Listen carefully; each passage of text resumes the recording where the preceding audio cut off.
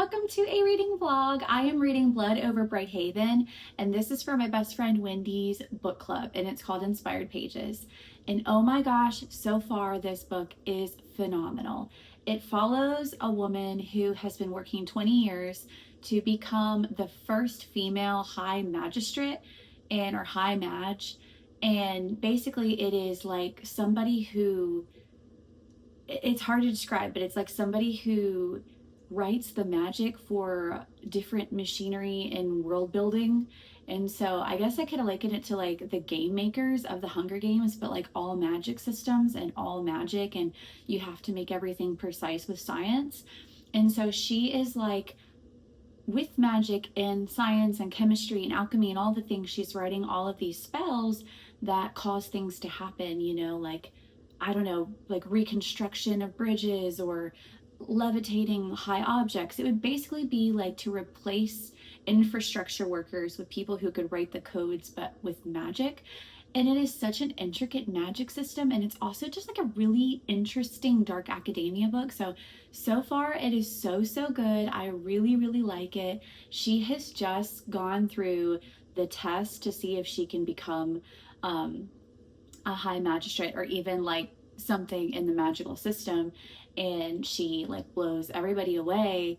And there's all these different parts that are falling into place. You're learning about this blight, and you're learning about the blight that is kind of like a curse on anyone who lives outside of Tehran. Tehran is this own city that is protected by all these magical systems and like controlled weather. It kind of reminds me of like Zootopia. If you've ever watched Zootopia 2, it talks about like how there are all these controlled weather systems that they've like infrastructured and programmed, and it kind of reminds me of that. So imagine like a whole city inside this like safety bubble of magic, and then anyone outside of it can fall to the blight, which is like something that kills you. Now, I don't know about what the blight is quite yet because I'm only on chapter 11, but so far this book has been so good. So come along with me as I keep reading.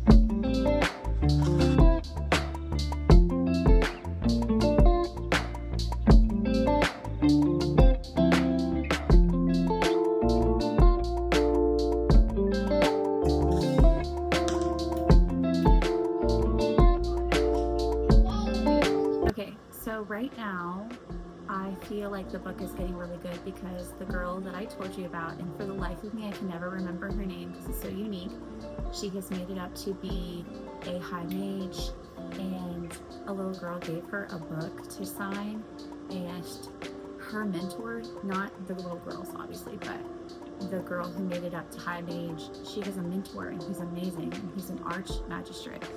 And he told her, she said, I wanted to get this little girl her signature, and she wants your signature, arch magistrate. And he says, okay, I'll sign her book for her. And then he says, but you sign it because it's your signature that's going to get her through college, when she can sell this for money to make it through college, and she can sell this for like money for her family because your signature is going to be the only one that matters.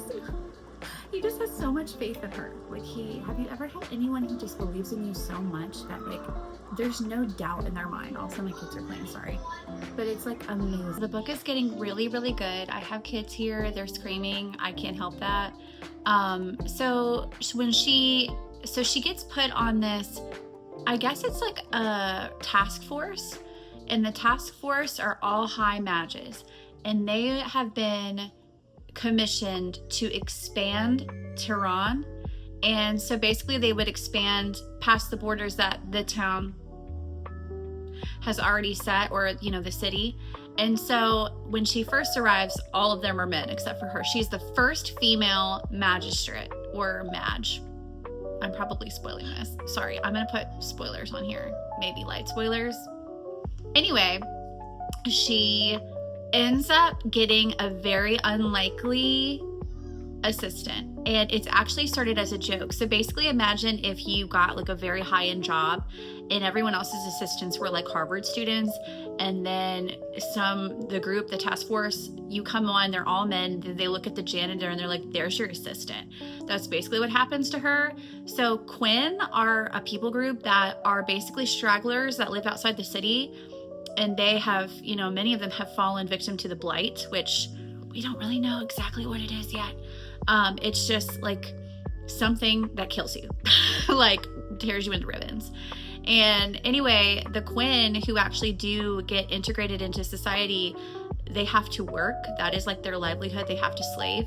And so she has a Quinn who is essentially like the lowest status person working as her assistant. And it started out as a joke. They were like, here's this janitor, he can be your assistant. But his backstory is at the beginning of the book, so you know a little bit about him, and you're already like, oh my gosh, it's gonna get big.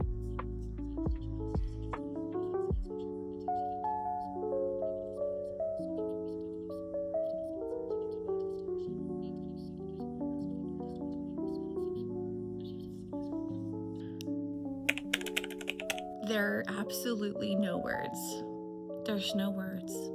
Nothing I thought was what it was is what it is. There's just no words. There's no words. There are no words. If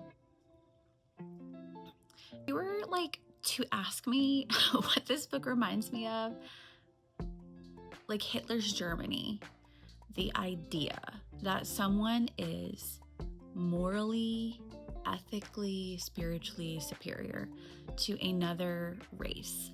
And the book is just so unhinged.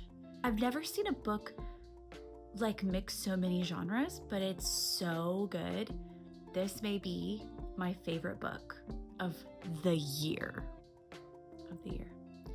So basically, we're like, when I explained what blight was, I was completely wrong. There is so much more to it. So the last thing I told you was that she had the janitor as her assistant.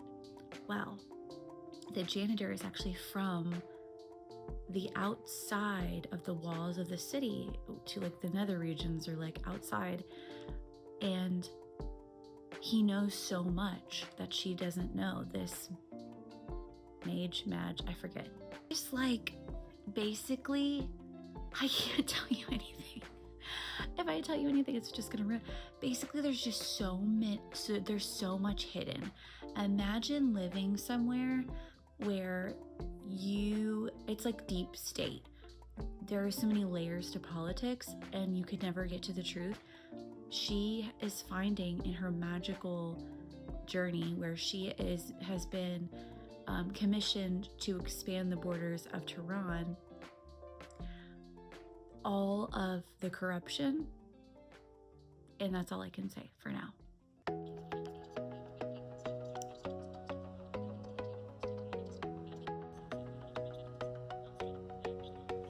Wonderful to me of reading, and the book was amazing. Phenomenal.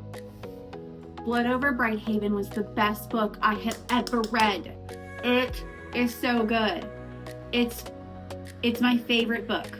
Oh, I just love it. I've talked about it all morning. It's so good. I thought I should look good in one portion of this video.